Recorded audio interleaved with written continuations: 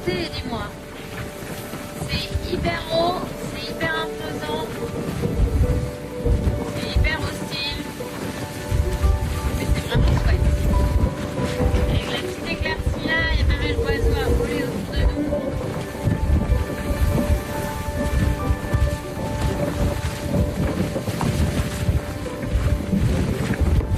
Il va y avoir grand monde à vivre à ce moment-là, je crois.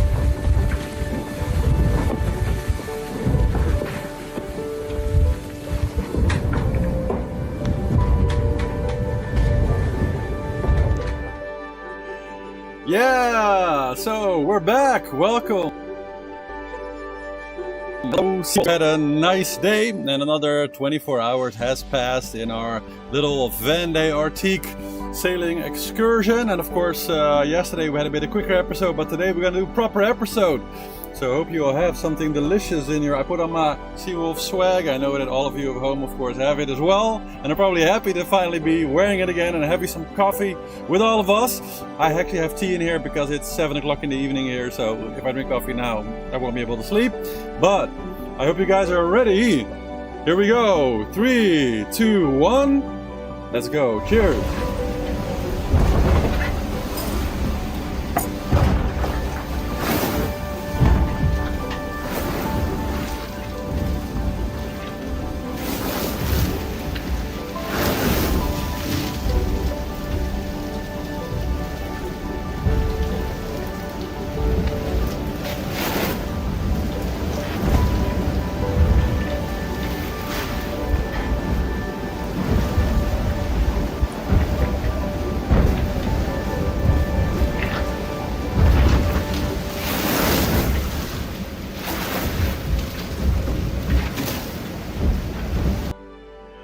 IMOCA sailing, as only IMOCA sailing can be IMOCA sailing. So, welcome back, and well, we're gonna talk, of course, about the weather. We're gonna talk about making some predictions for the race.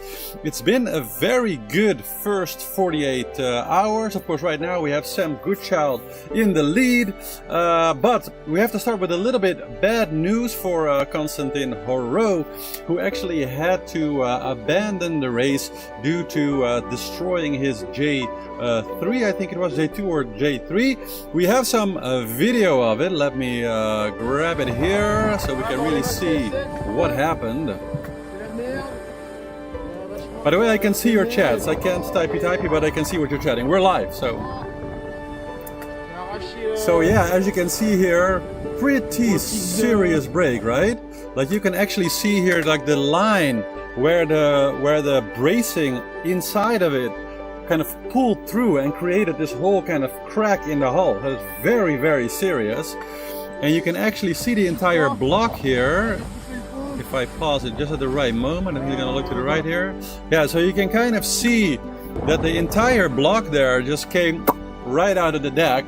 And that kind of goes to the weather, because they've basically been sailing in just a very, very variable weather for the last 24 hours or so. And so this, unfortunately, one of the results of that.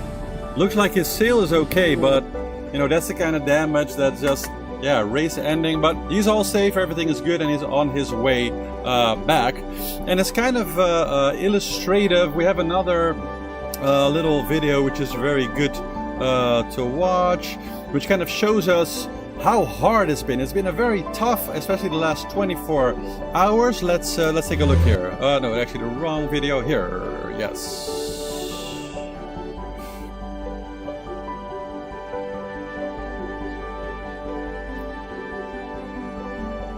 Why is it not working?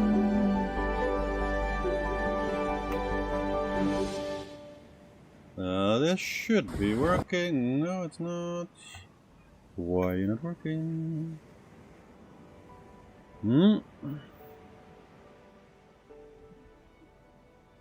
That's weird. Well, let me try to reload this real quick. I mean, I should have it here. You know, first show that we're live, so of course we're bound to have some weird technical glitches here and there. Here we go. Hello. Et bah on est mardi matinée et on est en mer Celtique.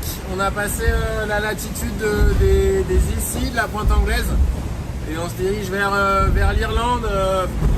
La vie est un peu monotone et un peu pénible. Il y a pas mal de mer, ça tape pas mal, on est au près. Et voilà, donc je passe pas mal de temps soit dans la banette là, soit à la table à cartes ici pour vérifier que j'avance toujours dans la bonne direction. Le vent est assez irrégulier, il y a pas mal de mer. Et ouais, je me remets doucement d'un bon mal de mer qui est bien là depuis le départ. Je filme pas tout, mais j'ai vomi 4 ou 5 fois déjà en direct dans le cockpit. L'avantage des vagues, c'est que ça rince. Il y avait pas mal d'actions au début avec du matossage, des virements de bord, mais là, grosso modo, on est sur un gros tout droit et arrivé en Irlande dans début de nuit ce soir, quoi. À bientôt. Yeah, so he's basically saying, oh, we have a lot of videos going here at the same time.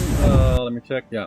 So he's basically saying that the weather's been very, very variable, right? So they're having wind that is 12, 13 knots, and they put up a lot of sail, and then maybe 10, 20 minutes later, all of a sudden, boom, it's 30, 35 knots, and they have to take a lot of sail down.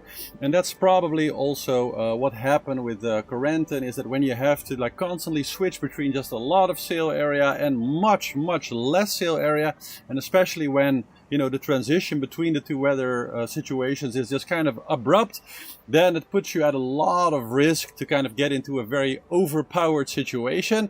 And so with him, it being his J3, that means that he probably was actually sailing in some pretty heavy weather, or maybe had multiple head sails up, and then if you suddenly just get a lot of extra wind, you know, then you're at risk of you know, breaking stuff. And of course it's a race, they are going to be pushing the boats hard. It's a short race, so there isn't a lot of, you know, space to kind of gain in the race. You kind of have to go right there from the start, go to the max, otherwise there's no you know, not enough time maybe to win on strategy. It's not a Vendee Globe like that. So yeah, unfortunate, but it is what it is. And we also see something similar happening here, again talking about kind of the same tough weather. Check it out.